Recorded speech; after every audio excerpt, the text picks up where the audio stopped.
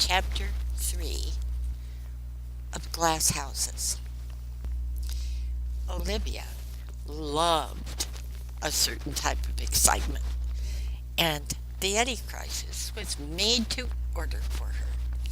The tensions in her Georgetown living room were immediate and thrilling.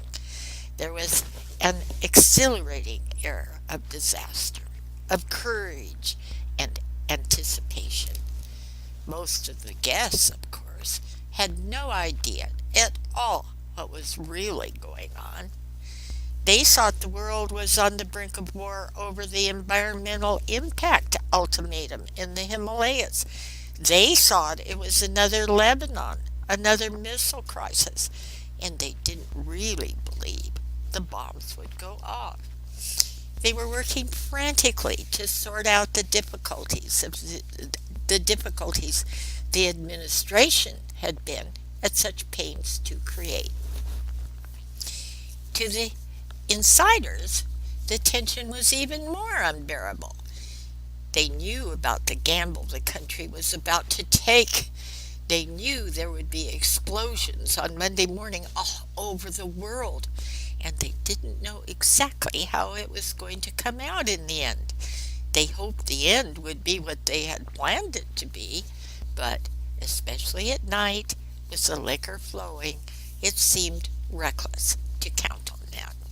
The crisis had, of course, played havoc with Olivia's guest list as well as with her hours. Her evenings, quote, at home, end quote, had gotten later and later, as there was an understanding that all sorts of business could be transacted here with whomever anyone she invited cared to bring. It was a place people could go to unwind after they had left the White House or the Pentagon. It was more private than a bar and more comfortable than an office.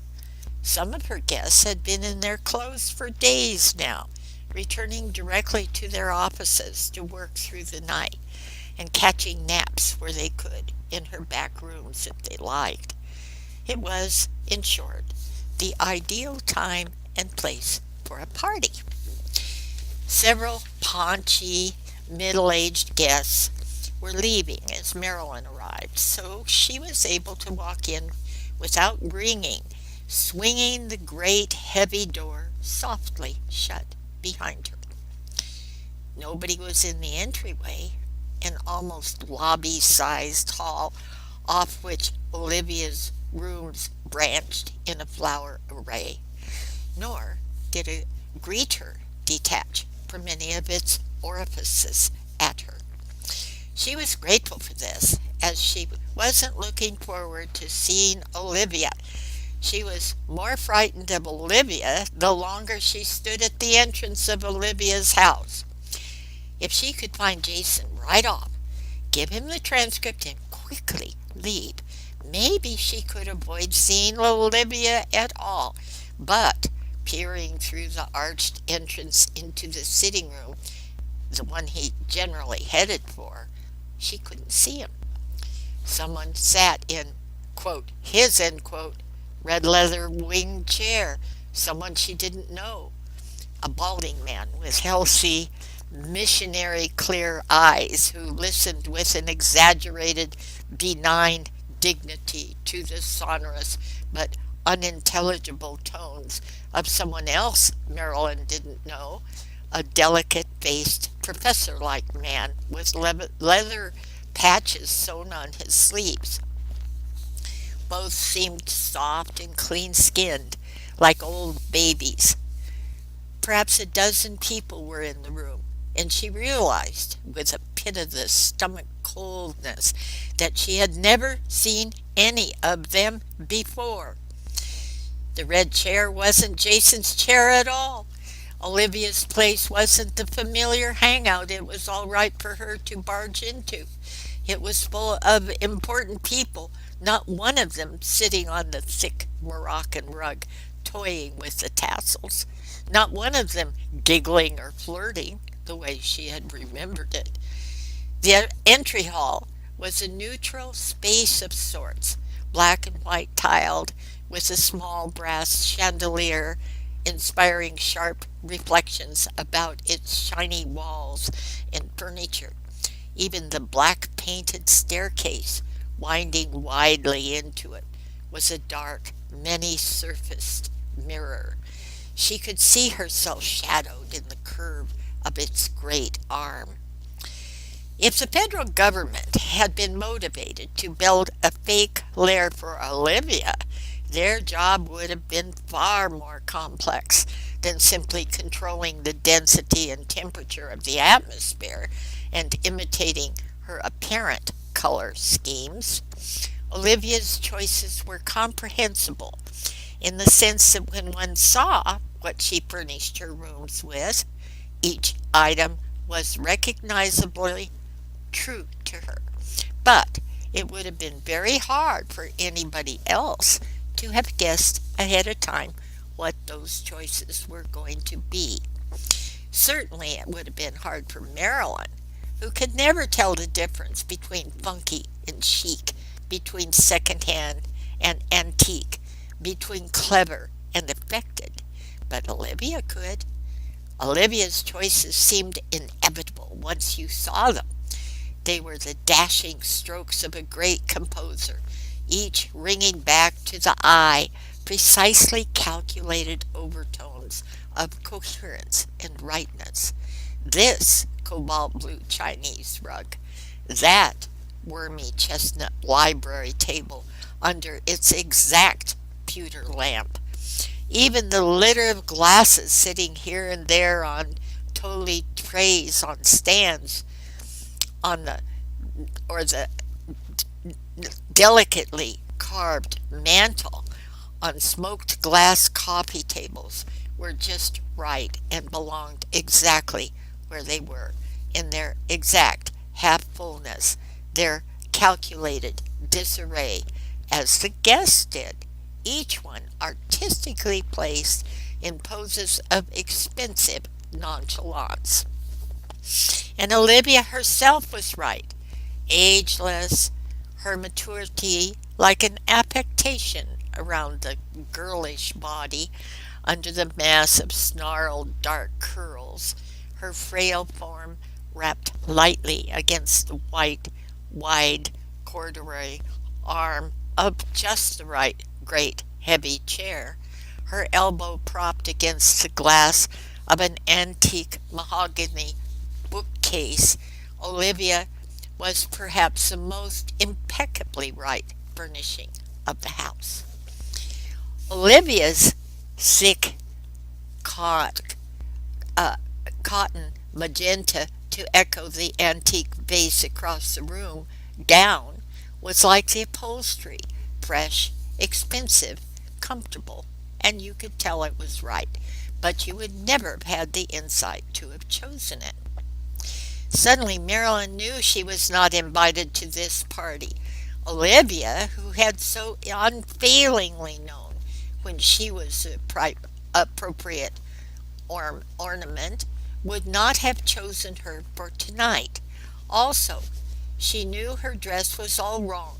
Also, she knew that Jason would not be in such a hurry about the transcript as all that, and she should hurry back to the White House with it.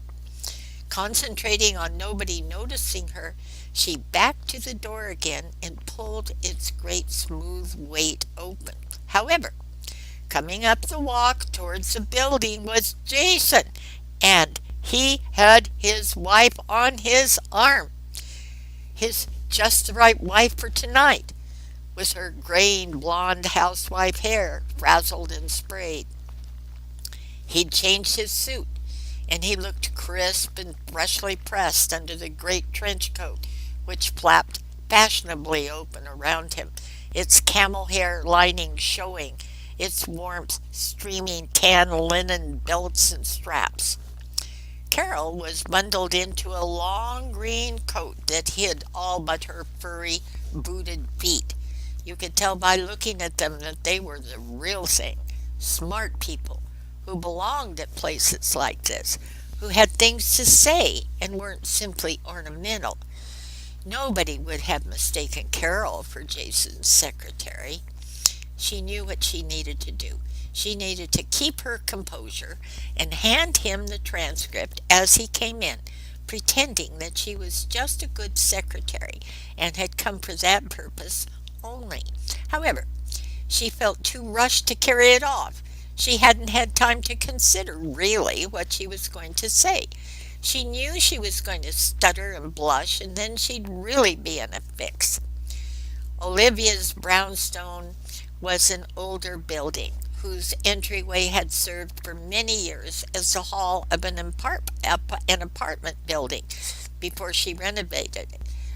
Among the openings leading off it was an obscure looking door sized door, which Marilyn had assumed must open into a closet, until she opened it now in desperation and smelt the damp, cool air of a basement float out at her. Well, she had only a moment to make her decision. She stepped into the darkness, down the first two steps, her hand still on the faceted glass knob of the door. Then she turned and scanned the hall, only to meet the eyes of Buzz Ranke, who lounged against the staircase, watching her curiously, his clean shaven face boyish, his eyes large and diffusely blue through his glasses. Buzz was among the perhaps dozen or so men she considered her, quote, pals.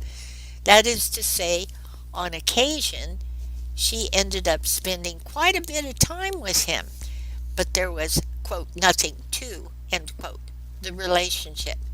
They were good natured companions who joked with each other from a polite distance, who went places together sometimes and invited each other to lunch, but who knew very little about each other and who had never had the sort of deep heart to heart communion that might have at any time elevated their relationship to the level of, quote, good friends, end quote, or even, quote, best friends, end quote. This was partly because Marilyn felt under the teasing surface of Buzz's repartee a wistful readiness to escalate far beyond, quote, friends into, quote, lovers, a readiness she urgently ignored in hopes that this would never, quote, come to a head, end quote, and that their friendly companionship need not be ruined. Buzz was like Marilyn in that he was an outsider. He didn't know the things he was supposed to. His long, lanky body flapped around in double-knit polyester suits and string ties that looked as though they might have come from Penny's. Even Marilyn knew some of the things Buzz didn't, and this fact had made her feel drawn to him and motherly from the beginning. But Buzz had a bravado that made mothering him unnecessary. He was all right, even at a place like this. At least he didn't drive a Cadillac, and his openness and friendliness and disregard for what people thought of him, balanced against the scandalous rumors about him, made him interesting to Olivia, or that was what Jason said. The fact that Buzz had dared to publish the interview with Maurice Baumgarten had offended the sense of propriety of everybody Olivia was likely to know. After all, Maurice had seen Buzz over cocktails and had been drunk, and had clearly not understood when the social hour had stopped and the interview began. However, everybody knew that Buzz had hated Maurice since the Kincaid incident, and they thought of it as a personal vendetta rather than a professional betrayal.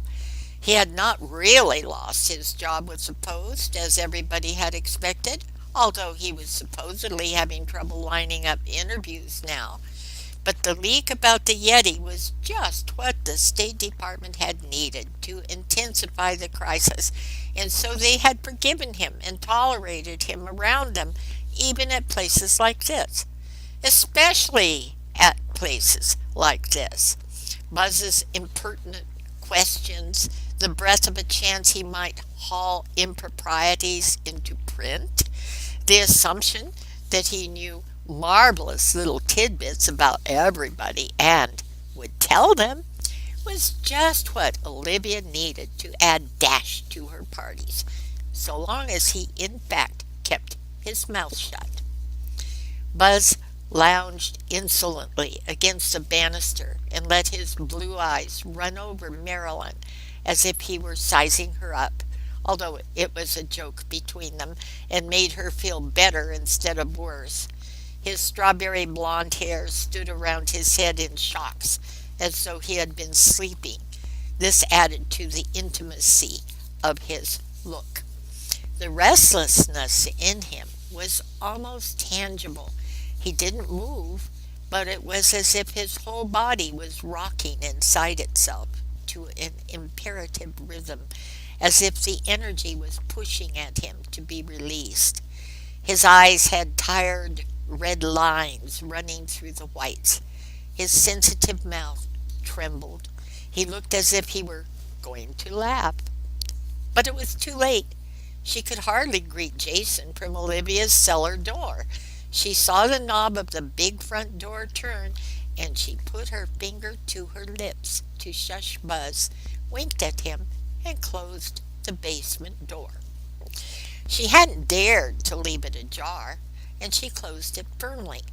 However, this put her in total darkness. She couldn't see a thing. She moved her hand tentatively along the wall, looking for a light switch, but could find none. Well, it was better than being out there. She gingerly felt around the steps to make sure there was nothing gooey under her and sat down in the darkness to wait. But for how long? Suppose Jason and his wife struck up a conversation with somebody in the hallway. They could conceivably stand in there for hours. Jesus, she could see very clearly now that she should simply have confronted Jason. She wouldn't have had to worry about what to say. She could have handed him the envelope without a word, and he would have covered for her. After all, Carol was his wife, and he was used to covering up, wasn't he? She had waited a long time, maybe 4 or 5 minutes, when suddenly the light turned on. She jumped to her feet, almost falling down the stairs. How was she going to explain herself? She had been exploring the house and got lost. She had had a headache and was looking for some place dark and quiet to sit. But it was only Buzz. He stood for a moment at the top of the stairs, grinning broadly at her. He held a tray of champagne glasses balanced on one hand. "Good evening, sweetheart," he said. "Can I interest you in a drink?" She backed down the steps without thinking, and he stepped inside, closing the door behind him. "Buzz, I have a splitting headache, and I'll be good, I promise. Buzz, it's not that I don't want to talk to you." "Pressure? I wouldn't pressure you. Pressure, you say?" It was impossible to resist him. "I'd love a drink," she said. "Well," he said, peering past her into the basement, "it doesn't look like the most likely place in the world for a seduction, but it's worth a try. Wait, come back. I was only kidding. I'm going to be a good boy tonight." It was damp and cold and shadowy down there. An enormous coal bin leaked its sooty contents on the floor. An old-fashioned furnace stood stolidly, all its many pipes and strong boxes revealed. He motioned elegantly for her to sit down on a metal chair and placed the tray of champagne on the floor. The wine was sweet and good, and she was grateful for it. "If you're hiding down here because you don't want Carol Peabody to see you, don't tell me," he said, "because the reporter and me might spread it around. Just blush for yes and sputter for no. Ha ha! Just a little joke." "You shouldn't joke about that, Buzz. I can't even come close to imagining what you see in him. He's not your type at all. And what are you doing here tonight? Did you come to confront him with your broken heart? Did you have the impression he had invited you? Did Olivia lure you here? Never mind, don't answer that. Anyway, you're here, And how are you going to get out of it? I'm not, she said. I'm going to drink all this champagne, thank you very kindly, and then I'm going to go to sleep down here. Come now, he said. You've got to leave sometime. I'm never going to leave. She took another glass of champagne, setting her empty one carefully in its place. I was just lying when I said I'd spread your sad story around. He said, actually, I'm very cautious about what I repeat now that I've learned my lesson. If you'd like to tell me about it, go ahead. It's not what you think, she said. No, I suppose it's not. I'm afraid I've gotten kind of cynical, and I would probably think that asshole took advantage of you and now he wants to dump you.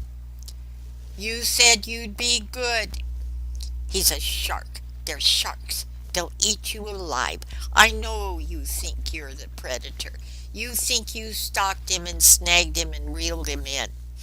No, I didn't, because he's such a good catch. I didn't, Buzz. But honey, you're just a novice at this. He's good at it. He believes in it. He's a shark. Why don't you like Jason? She said. Do I hear you correctly? Have I got the question right? Why don't I like Jason? I don't even know Jason. I'm just guessing. I'm extrapolating. I'm supposing he's a shark. I know you're disappointed in Washington, D.C., she said. He looked at her for a long moment. His pale blue eyes had no definite line between the iris and the whites, but seemed to fade blue into white. The tired red blood vessels were a delicate web across that white. I came here expecting something else, he said, just like you did. Yes, she said, I imagine you thought they just did business like they say they do. You probably didn't know they make deals about everything, a lie and cheat. I didn't know that either.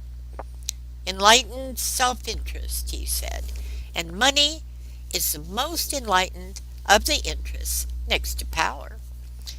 Buzz, she said, not everybody in this town is a shark. For instance, Jason. I know how you feel about Jason, but he's not dishonest at all. He's really very idealistic. God, he said, he's really got you, hasn't he? God, of course he's idealistic. That's the whole point. How do you think they operate? Look, I'll give you an example. This Yeti business. They catch a Yeti, right? And it's finders keepers, right? And that's what we call enlightened self-interest. And it stands to reason because nobody but Uncle Sam can afford to build a zoo for it due to a couple centuries of that very same enlightened self-interest. But, be that as it may, so, idealistic Jason, your dear friend Jason, the asshole, he idealistically decides to do an environmental impact study on the Himalayas, right? To protect all the other Yetis. Very idealistic. Makes a lot of sense. But he wants to kill two birds with one stone. So he tells the goddamn idealistic Chinese to stop their nuclear testing in the Himalayas until he can move his scientific teams in and around their mountains looking for more Yetis. And they very idealistically tell him to shove his environmental impact up his ass, and he very idealistically makes it impossible for them to back down. And so we end up in a number one red alert missile crisis, supposedly to save the poor Yeti. Marilyn felt herself blushing. She couldn't say anything, of course, but he would understand in a couple of days just how, quote, idealistic, end quote, the Yeti crisis had been in its generation. It had simply been a way of provoking Russia and China into arming their missiles. The whole Peace Grotto compound, the whole concept of Peace Day, everything about the project had been a smokescreen, just a way to hide preparations and make the devastation worse on Monday. What would he say about her when he found out she had known all about it from the first? You've tried so hard to be honest, Buzz, she said. He wheeled away from her. Not hard enough, he said. Not long enough. I lasted about as long as your about as long as the average chick's virginity lasts around here. I'm just like everybody else. I didn't mean that. I know you didn't break that story for money. He put his face down close to her. His voice was bitter and harsh, melodramatic, and a little frightening. I want you to promise me something. Don't trust me. Don't trust me. And don't trust Jason Peabody. And don't trust Olivia. Don't trust anybody in this town. You promise?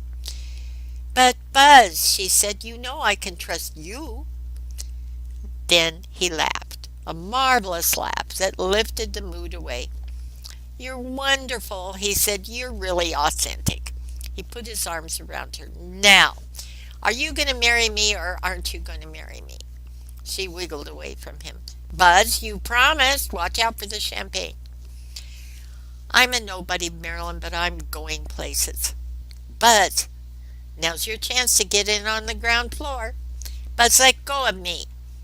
The door squeaked open at the top of the stairs, and to her horror, Marilyn saw it was Olivia picking her way into the cellar.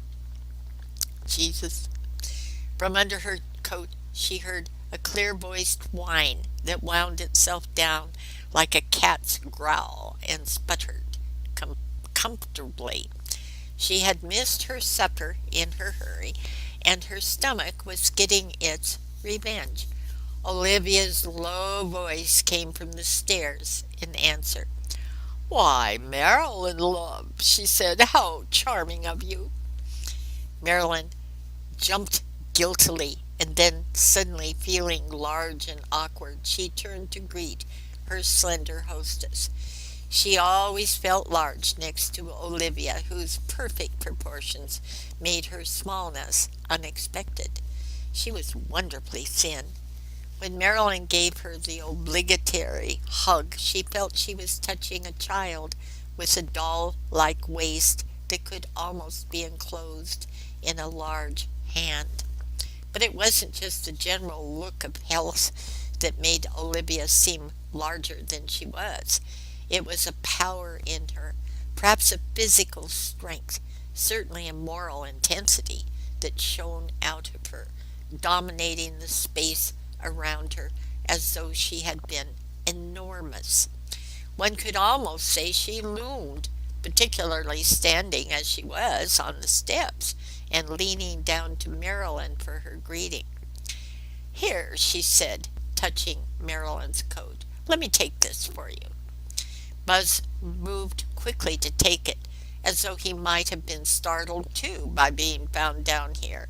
Was he scared? His slow grin hid it if he was. Olivia's small green eyes glowed like jade to the light. Hello, Buzz. Hello, Olivia. A half mocking electricity zipped between them, of the sort that one tries to cultivate at cocktail parties. Marilyn knew that, but under the circumstances, and particularly in the crisp light of bare bulbs, it seemed on the edge of being real. Exploring, you two? Olivia said. I was just looking for Jason, said Marilyn. Down here? Well, and Olivia looked cooperatively around into the shadows of the furnace for Jason. I think he's upstairs, my dear. What a lovely dress. Is he expecting you? Well, yes, said Marilyn in misery, trying not to copy Olivia's British accent. Yes, he's expecting. You know, the more I think about it, this was a brilliant choice. Unexpected, yes, but stunningly precocious. Are you making a statement? What? Or perhaps it was simply an expression of mood. Your heart said, This is springtime, and you found a way to repeat it without redundancy, without words. How clever! And it's real, isn't it? She fingered the moss necklace Barney had left for Marilyn. Marilyn had forgotten all about that. She felt herself blush deeply and made a move to take it off. Oh no, my dear, said Olivia, thoughtfully rubbing dirt from the moss between her finger and thumb. You mustn't take it off. It's a perfectly charming idea. And where did you get it? Don't be shy. Look at this, Buzz. I want some for my rock garden. I've never seen moss like this. In her voice was a warmth and confidentiality that made them all three seem like colleagues, made Buzz seem her dear friend, who would of course know how to get her some. This was what made her party so renowned. She knew the secret, not only of pretending that people knew each other's business, but of making that seem real to them too. Marilyn had to catch herself, to remind herself that Buzz, despite his expose about the Yeti, had no more access to Barney than any of the other curious who hovered around the fringes of the insiders, than he did, indeed, to Olivia, whose intimacy with him now seemed so affirmed. Come, Marilyn, you must tell us. Do you see, Buzz? It had to come from the Yeti's cavern. Of course it did. Look at her face. How did you ever manage to snitch it, my dear? What a coup! Well, of course, working in there, Buzz, I must have some. But twisted into a necklace, no less. What? Wait a minute. Did the Yeti make this? He did! She was squealing, practically shouting. The Yeti made it. Look at her, Buzz. How lovely not to be able to tell a lie. It wasn't, said Marilyn. It was in exchange for, you see, he likes colored glass, and I had an old necklace, and do you mean you traded with him? Oh, Buzz, this is wonderful. Wait a minute, said Buzz, his eyes gleaming. You mean the Yeti is actually wearing your necklace now? Well, a silence. Sort of.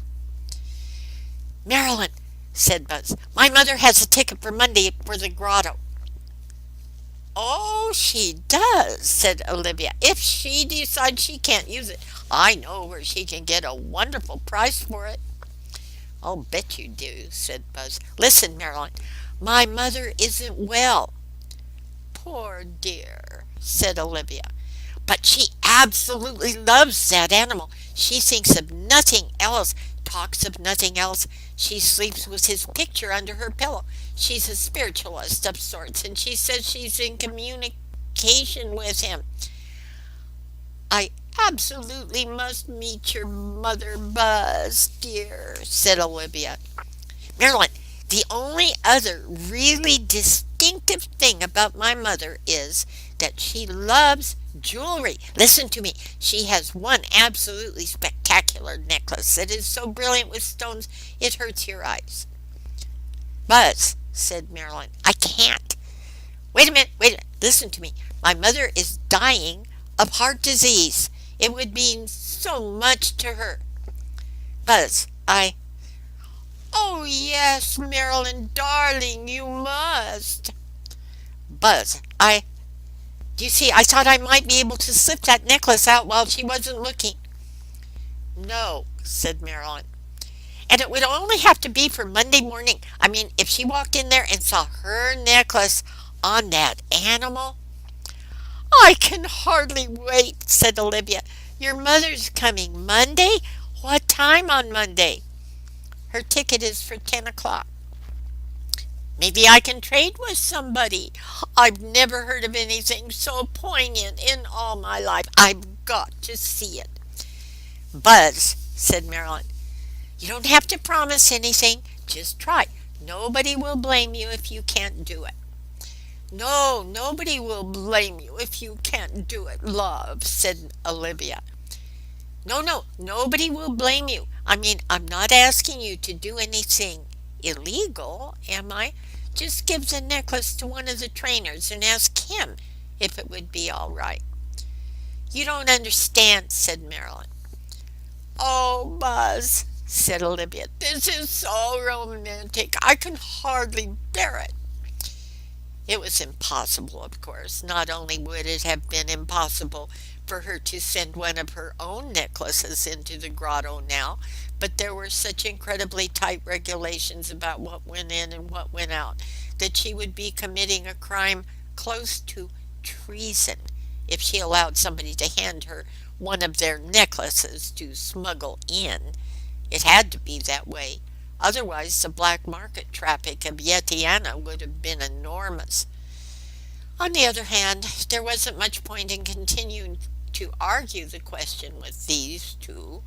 She would just have to hope that they would forget about it, and if Buzz came up with a necklace, she could carry it around for a while and then return it to him with apologies for her failure.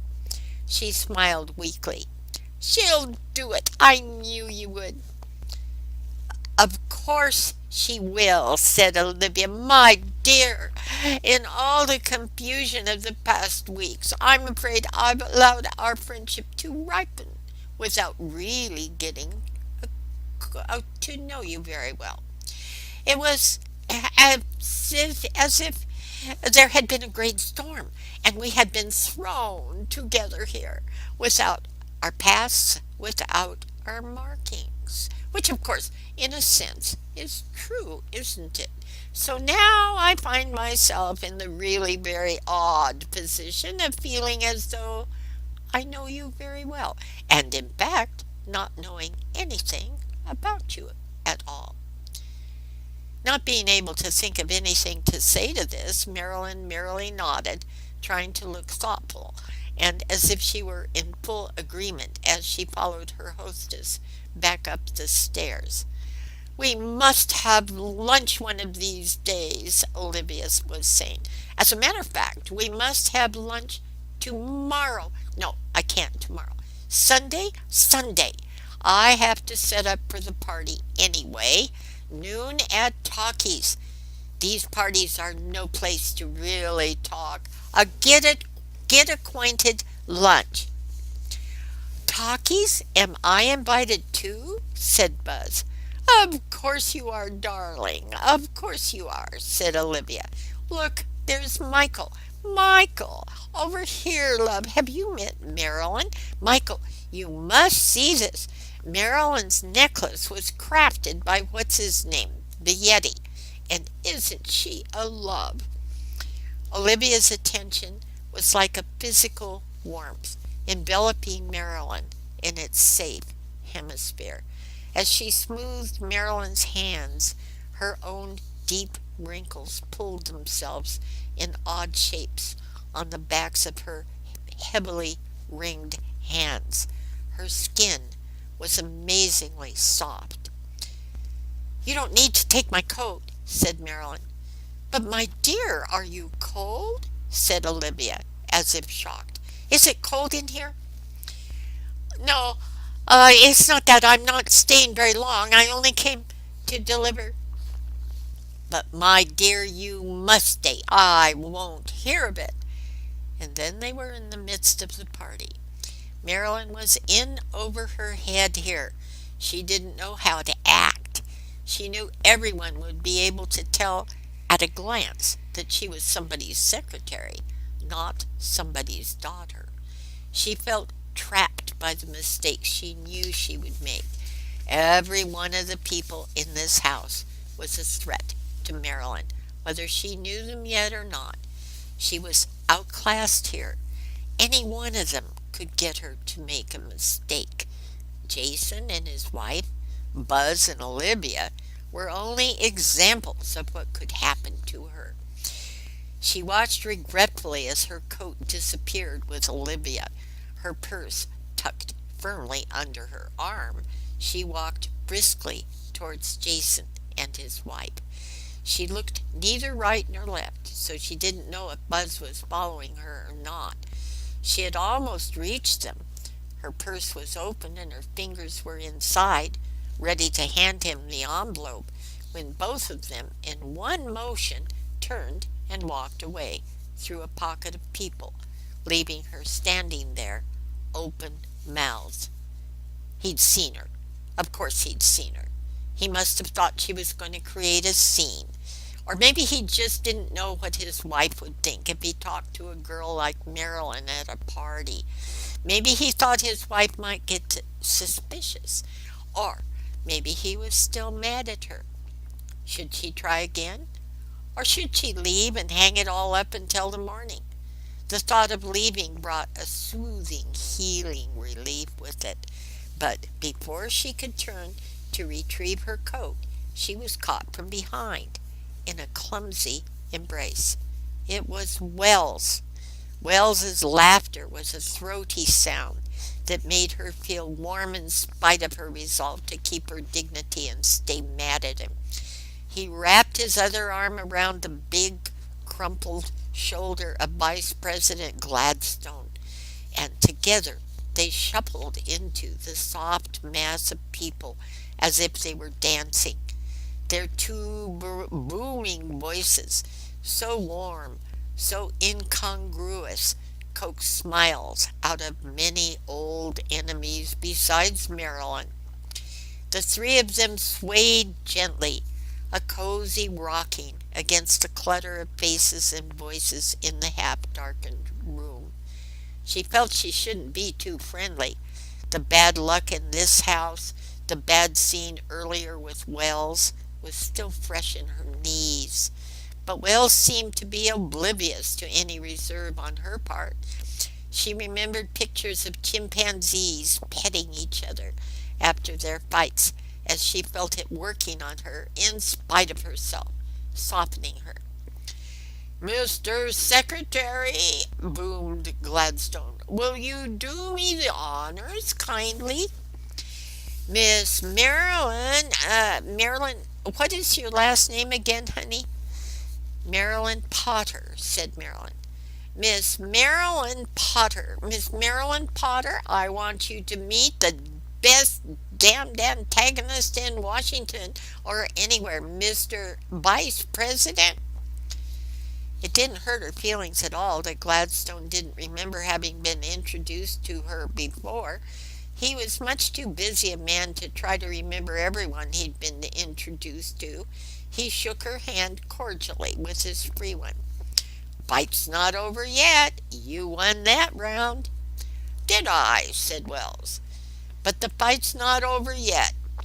Mr. Vice President Archie Gladstone, best damn antagonist."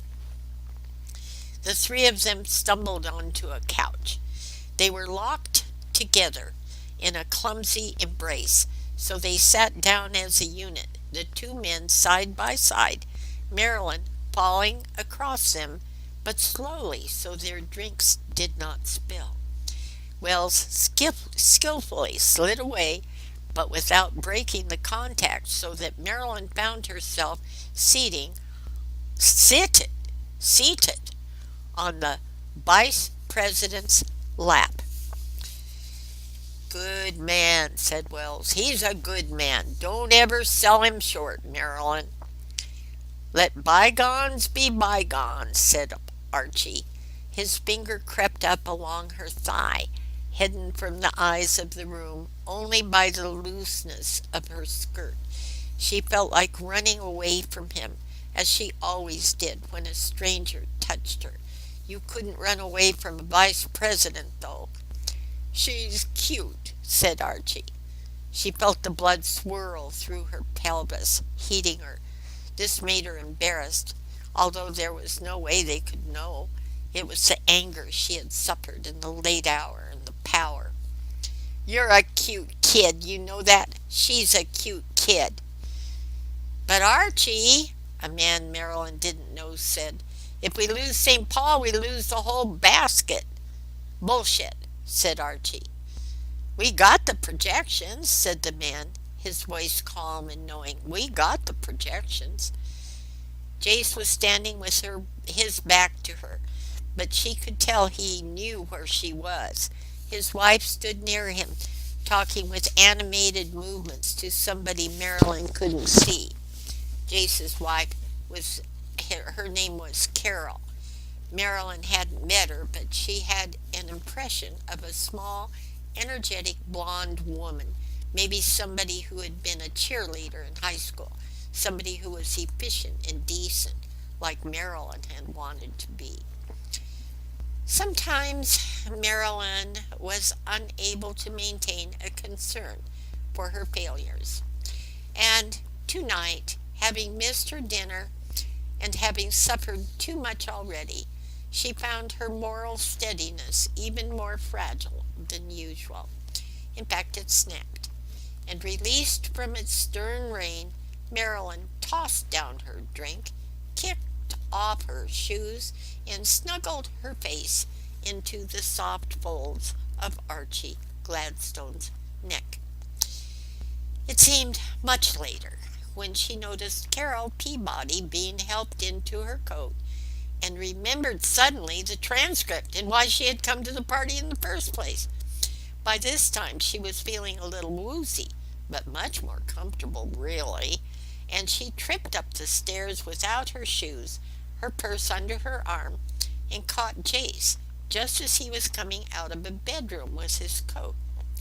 This was lucky, as no one could see her approaching him, and she tugged his arm to get him to step back into the bedroom with her. "Stop it, Marilyn," he hissed. "Can't you see I'm not free now?" "I've just got to see you for a minute," she said. "I've got to give you something."